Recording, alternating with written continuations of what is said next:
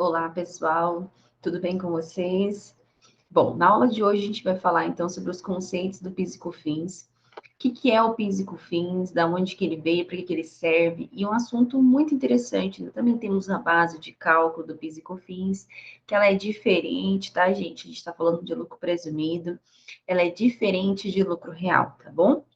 Então vamos falar aqui um pouquinho sobre o PIS e COFINS. Gente, o PIS e COFINS, eles são impostos destinados ao governo federal, tá? Então, a gente tem o ICMS, que ele é da parte estadual, o ISS, que é o Imposto sobre Serviço da parte municipal, e a gente tem alguns impostos que estão destinados à área federal, tá? Mas uma coisa muito interessante é que o PIS, gente, o PIS, ele é destinado a promover a integridade social do empregado, tá? Então, assim, o PIS, o recolhimento do PIS, ele não é destinado ali para o governo federal, para ele poder distribuir entre os locais, tá? O PIS, ele é destinado à integridade, à integração social do empregado, certo? Então, ele é diferente, ele é um imposto diferente. O COFINS, tá? É uma contribuição para o financiamento da Seguridade Social, tá?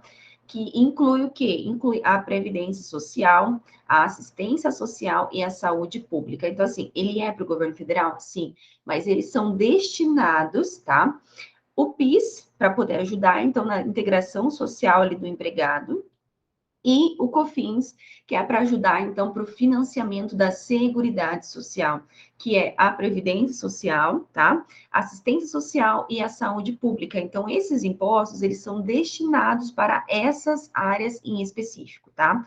Eles não vão ser destinados lá para poder asfaltar rua, tá? Não. Então, eles são destinados realmente à parte do empregado, do PIS, e também a parte do COFINS para o financiamento da Seguridade Social, tá? Vai ajudar a pagar as pessoas que estão ali na Previdência Social, na assistência social e na saúde pública, tá? Então, a gente tem essas diferenças que a gente precisa entender. Bom, o que mais que a gente tem, então, de diferente, tá? Através do lucro presumido. Bom, gente, o lucro presumido, a gente fala muito, assim, em fato gerador, tá? Então, o que acontece esse fato gerador?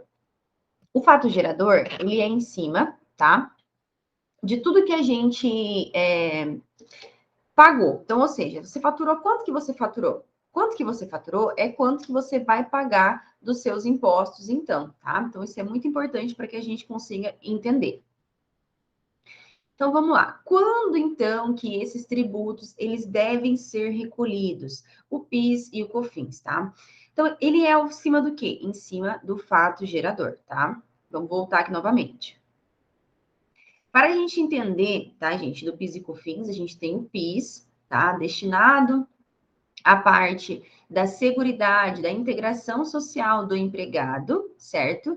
E a gente tem, então, o COFINS, que ele é a contribuição de financiamento da Seguridade Social, incluindo também a Previdência, a Assistência Social e a Saúde Pública. Quando esses tributos, eles devem ser recolhidos? Quando que o PIS e o COFINS, eles devem ser recolhidos, tá? Então, a gente precisa entender um pouco, né, esses conceitos para a gente poder entender sobre o cálculo, sobre os conceitos do PIS e COFINS, ok? Então, nós temos, pessoal, o fato gerador, tá? Então, o fato gerador é as receitas em cima das vendas e da prestação de serviço, ou seja, o auferimento das receitas pelas pessoas jurídicas, tá? Então, quanto que foi esse faturamento? Quanto que foi essa base de cálculo? Então, a gente tem o faturamento total e o que a gente pode tirar disso, certo? A gente tem, então, a base de cálculo, tá? A base de cálculo desses impostos são a totalidade das receitas, tá? O faturamento auferido pela pessoa jurídica. Vamos lá novamente. O fato gerador do PIS e COFINS, para a gente poder recolher o imposto do PIS e COFINS, a gente precisa ter um fato gerador. O que é esse fato gerador? É você ir lá, você vender pela sua empresa e você prestar serviços, você ter demais ganhos de capital ali. Isso é o fato gerador. Se você não tiver venda, se você não tiver serviço, se você não tiver demais receitas, outros ganhos de capitais, você não vai ter o imposto para poder pagar, né? Porque o fato gerador é quando ocorre, tá? a receita pela pessoa jurídica. Então, ocorreu essa receita pela pessoa jurídica, isso vai determinar, então, para a gente ir para a base de cálculo dos nossos impostos, tá? Então, qual é essa base de cálculo? A base de cálculo é a totalidade das receitas, ou seja, todo o faturamento da pessoa jurídica. A gente vai incluir também os demais ganhos, né? O ganho de capital, se ela tiver. Esse é a base de cálculo dos impostos, tá? Michele, quem são esses contribuintes? As pessoas jurídicas, tá? Perdão, com exceção daquelas de pequeno porte que são submetidas ao Simples Nacional. Então, a gente está falando de lucro presumido, tá? O Simples Nacional, ele também paga PIS e COFINS, mas nesse momento exclusivo a gente está falando do lucro presumido, tá? Então, os contribuintes que ocorre lá o fato gerador, a gente tem a base de cálculo. Quem são esses contribuintes? São as pessoas jurídicas que estão inclusas na base ali do lucro presumido, que estão obrigadas a serem lucro presumido ou que fizeram a opção pelo regime do lucro presumido, tá bom?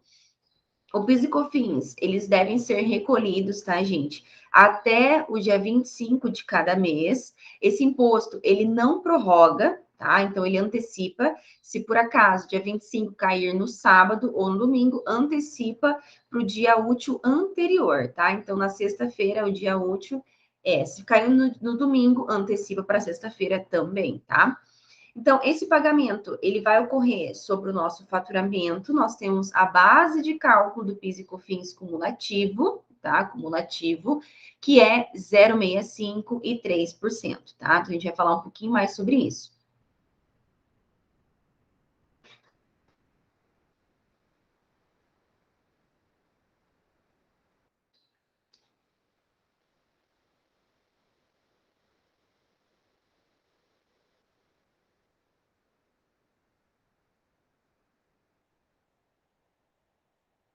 Vamos falar, então, agora sobre a incidência cumulativa do lucro presumido, tá? Então, vamos lá.